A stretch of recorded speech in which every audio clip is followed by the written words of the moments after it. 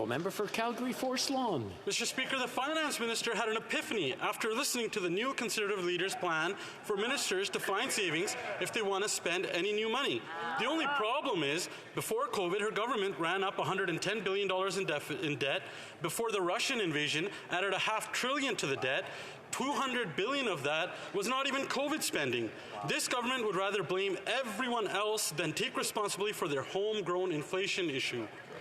How can any Canadian trust this government to fix the inflation crisis they created? The Honourable Parliamentary Secretary. I'm happy to address this member's question. For weeks now, the Leader of the Opposition has considered our pandemic spending frivolous. I respectfully disagree. I think that the Canadians, millions of Canadians who kept their jobs and stayed employed because of the queues disagree. I think the millions of Canadians who were able to feed their children because of the CERB disagree. And I think the hundreds of thousands of businesses whose doors are still open today because of our investments would disagree. Thank goodness we were here because the Leader of the Opposition doesn't want to lead, Mr. Speaker. The honourable member for Calgary Forest Lawn. The Liberals will continue to blame everyone else for their homegrown failures, and these failures are driving Canadians deeper into debt.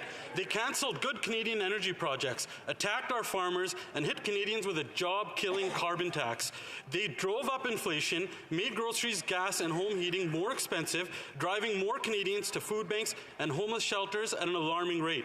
How can anyone believe that the same government that is pile-driving more Canadians into insolvency will give this economy a soft landing? The Honourable Parliamentary Secretary to the Deputy.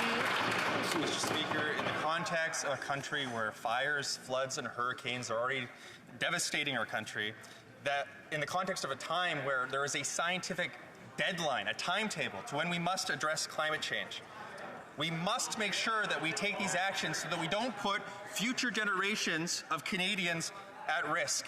Mr. Speaker, I call on that member, the entire opposition, to come with us, come together in this place, and figure out a plan like we have to grow the economy, create jobs, and fight climate change.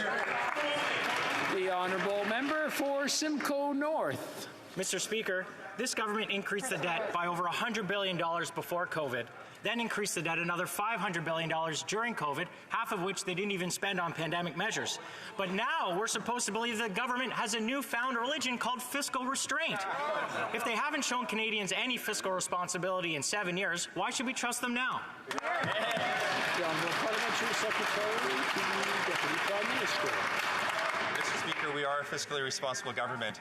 Every single year over the last 7 years that we've been in government, outside of the pandemic, the debt to GDP ratio has gone down.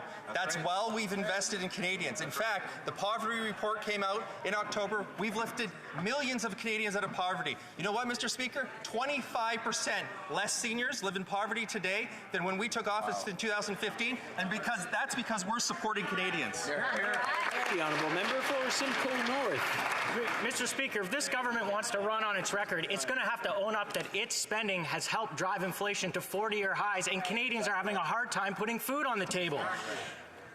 Even the Bank of Canada says that inflation is a homegrown problem. So they promised to keep spending increases now to 2% a year. Has the Deputy Prime Minister told the rest of Cabinet about this new fiscal plan?